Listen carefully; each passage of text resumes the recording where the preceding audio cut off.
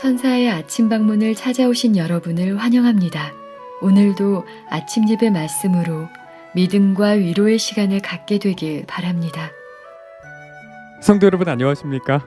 오늘도 아침 예배에 찾아오신 성도님들을 진심으로 환영합니다. 하나님께서는 우리를 하늘왕의 자녀로 불러주셨습니다. 그 말씀을 믿으십니까? 아멘. 오늘 말씀을 통해서 하늘왕의 자녀로 살아가는 방법이 무엇인지 배우는 귀한 시간 되시길 간절히 바랍니다. 이제 기도하겠습니다. 하늘에 계신 아버지, 오늘도 예배드릴 수 있도록 이 시간을 허락해 주심에 감사드립니다. 사탄의 시험과 유혹이 오기 전에 먼저 주의 말씀을 우리의 마음에 채우기 원합니다. 말씀 속에서 나를 향하신 하나님의 뜻을 발견하겠다는 간절한 마음으로 예배에 참여할 수 있도록 저희를 준비시켜 주시옵소서. 오늘도 권면해 주시는 목사님께 성령의 능력이 함께하여 주셔서 진리의 말씀이 세워질 수 있도록 도와주시옵시고, 말씀을 듣는 모든 성도들이 하나님의 뜻을 발견할 수 있도록 역사하여 주시옵소서. 예수님의 이름으로 기도드립니다. 아멘. 안녕하십니까? 주께서 우리에게 소중한 하루를 주셨습니다. 성도 여러분, 우리는 하늘왕의 자녀입니다. 우리는 가진 것이 없고 내세울 것이 전혀 없는데 주께서 우리를 하늘왕의 자녀로 불러주셨습니다. 이것은 정말 놀라운 특권입니다. 고달프고 힘든 인생을 살다가 들풀처럼 사라져야 할 우리의 인생인데 하나님께서 우리에게 하늘왕의 자녀가 될 수 있는 길을 열어주신 것입니다. 그래서 누구든지 원하기만 하면 하늘왕의 자녀가 되는 길을 걸어갈 수 있게 되었습니다. 오늘은 그 길을 우리가 어떻게 가야 하는지 살펴보겠습니다. 요한일서 3장 1절입니다. 보라, 하나님께서 어떠한 사랑을 우리에게 주사 하나님의 자녀라 일컬음을 얻게 하셨는고 우리가 그러하도다. 그러므로 세상이 우리를 알지 못함은 그를 알지 못함이니라. 성도 여러분, 세상은 우리를 알 수가 없습니다. 그러나 하나님께서는 우리를 아시고 우리를 하늘왕의 자녀로 불러주시는 것입니다.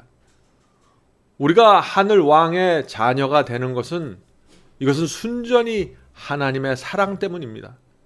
그분이 우리를 이 세상에 그대로 내버려 둘 수가 없어서 불쌍히 여기셔서 하늘로 불러주시고 하늘왕의 자녀로 삼아주시는 것입니다. 성도 여러분, 우리가 어떻게 살아야 할까요?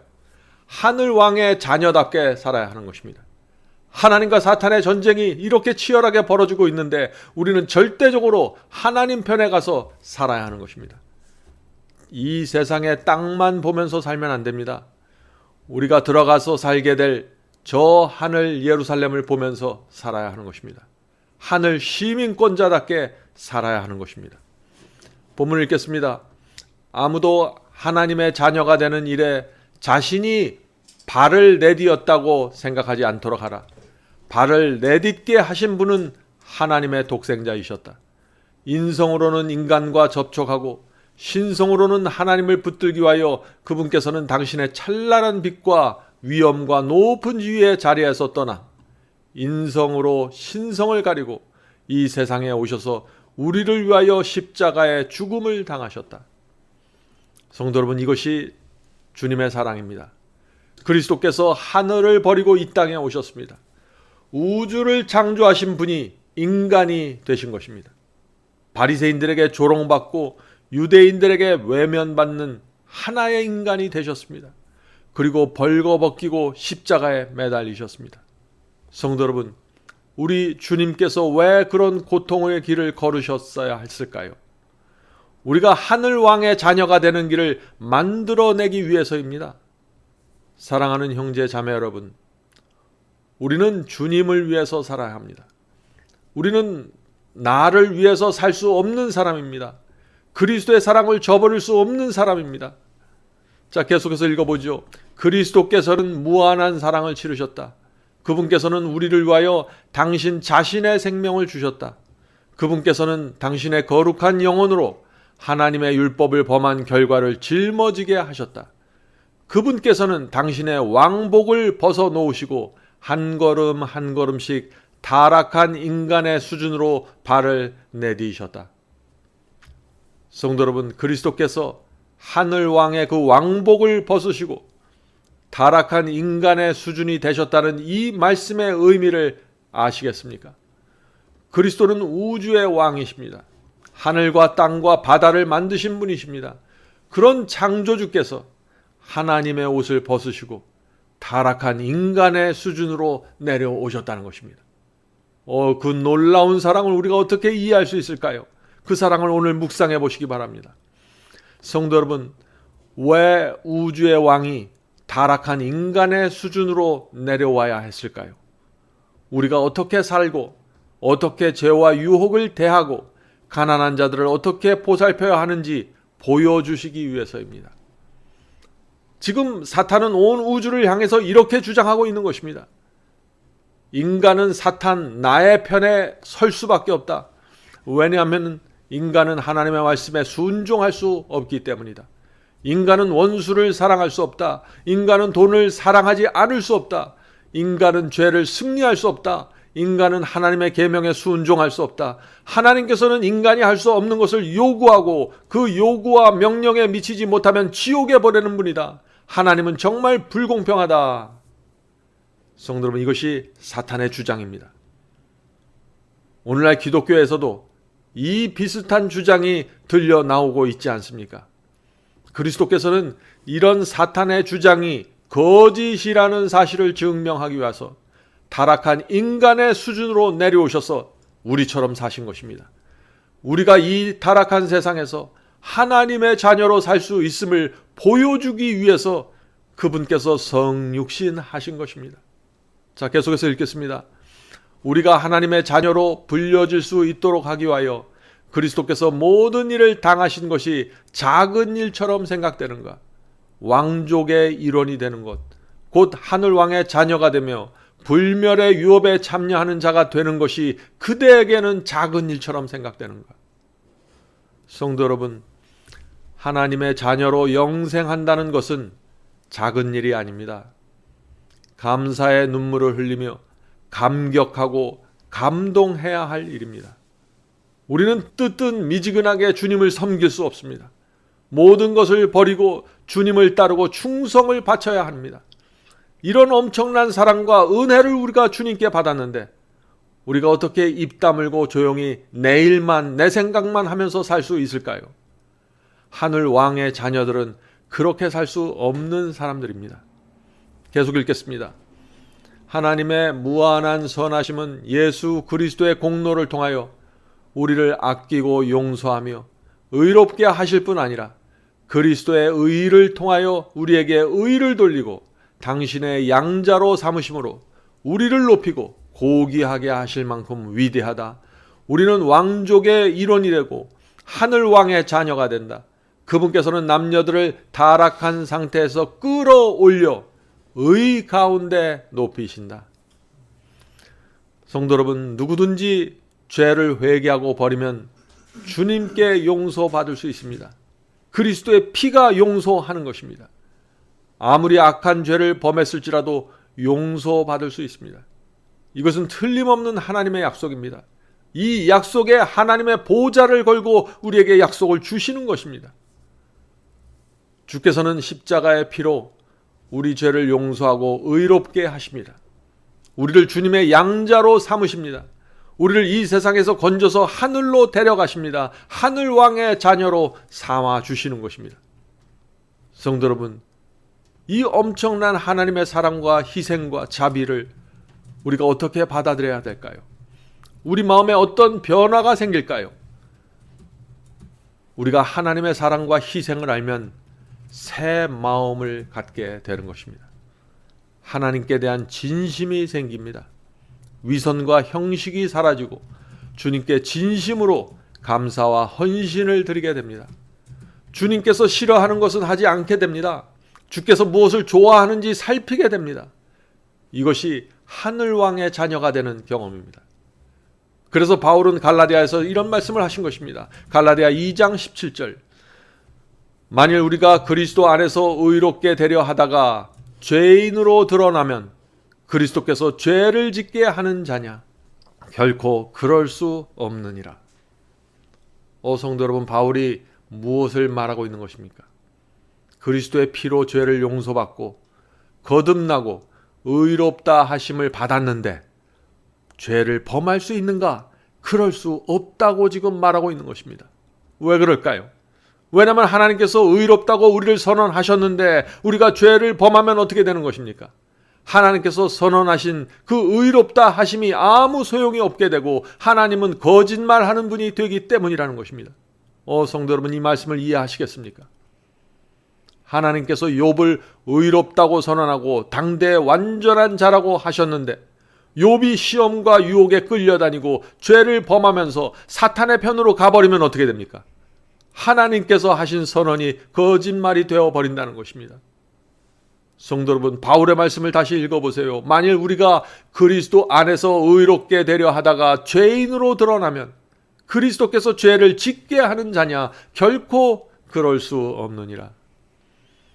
성도 여러분, 하나님의 용서는 그리스도의 피에 물든 은혜입니다.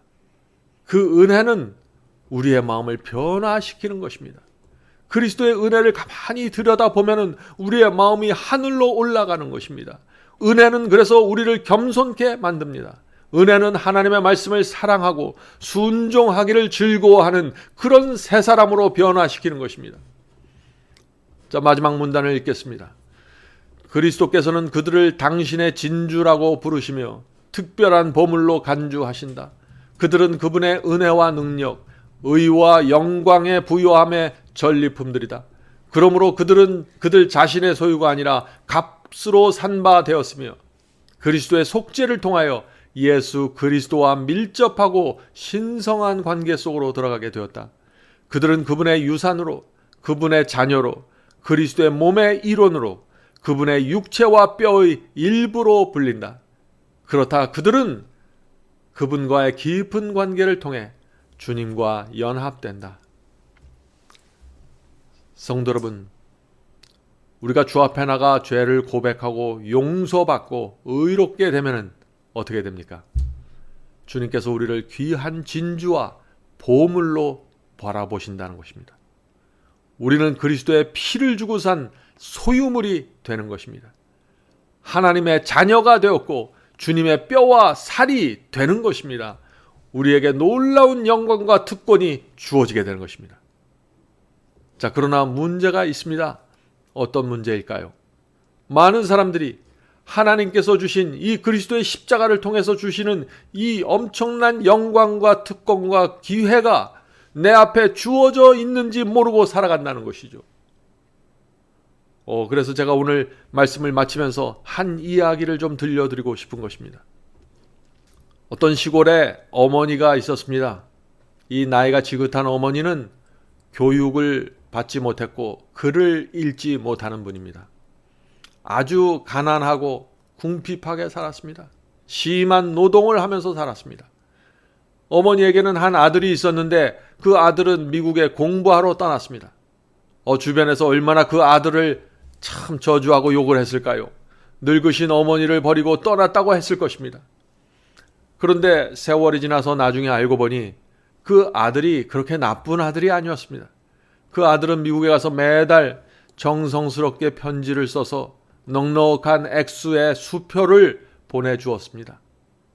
그런데 이 어머니에게 문제가 있었습니다. 이 어머니는 공부를 하지 못하고 글을 읽지 못했기 때문에 시골 안악이었습니다. 그래서 아들이 보내준 그 편지를 읽을 수 없었고 그 보내준 수표가 무엇인지도 모른 채 차곡차곡 쌓아놓기만 했던 것입니다. 그래서 엄청난 부를 갖고 있었는데 궁핍하게 살았던 것입니다. 어머니는 그 동네에서 가장 부유한 사람이었지만 먹을 것이 없어서 시장에 나가 버린 채소를 주워다가 삶아서 먹으면서 근근히 살았다고 했습니다. 성도 여러분, 오늘 많은 그리스도인들이 이런 모습으로 살아가고 있지는 않습니까?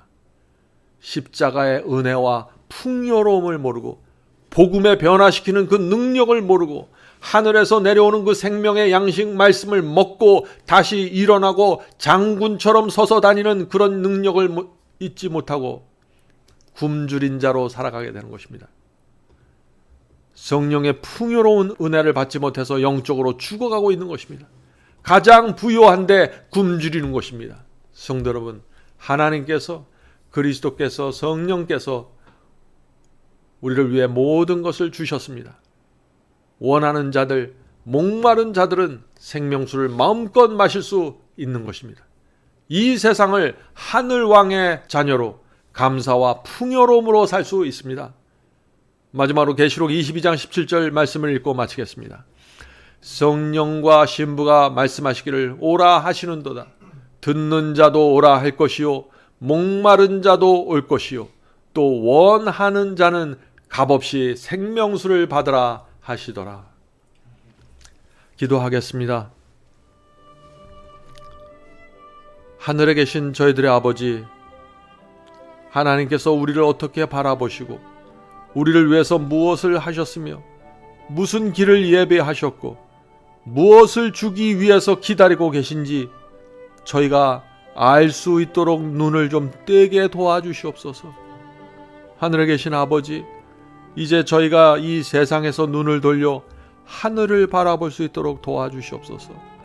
내 자신의 참 모습이 어떠고 참 처참한 이 삶과 이 마음과 이 정신과 이 영적인 상태에서 벗어날 수 있도록 도와주시옵소서.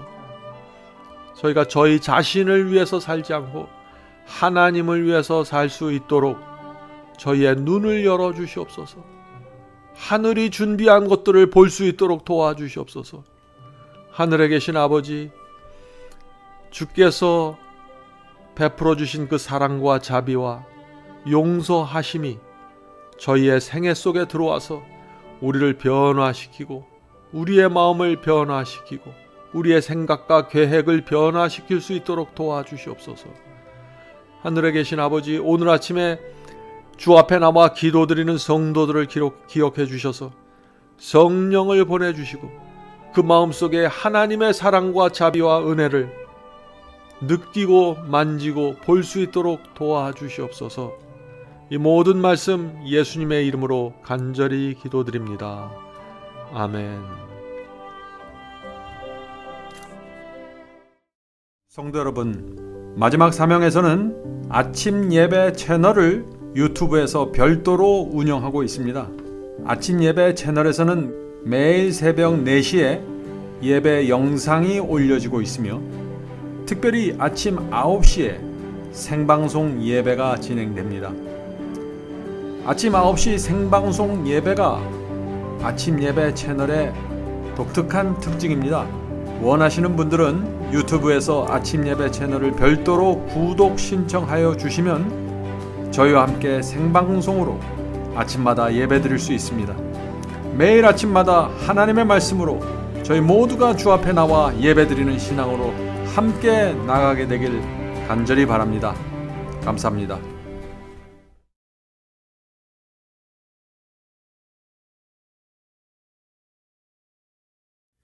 죄짐 맡은 우리 구주 어찌 좋은 친구인지 걱정 근심 모든 것을 고한 자는 복 받네. 주께 굳지 않는 거로 복을 받지 못하네.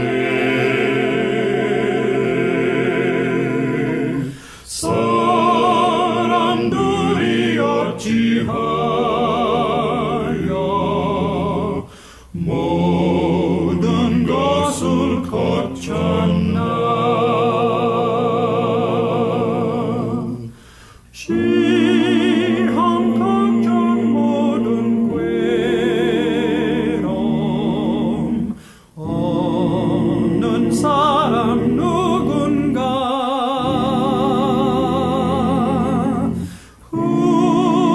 후질없이 낙심 말고 기뻐 두랴고 하세.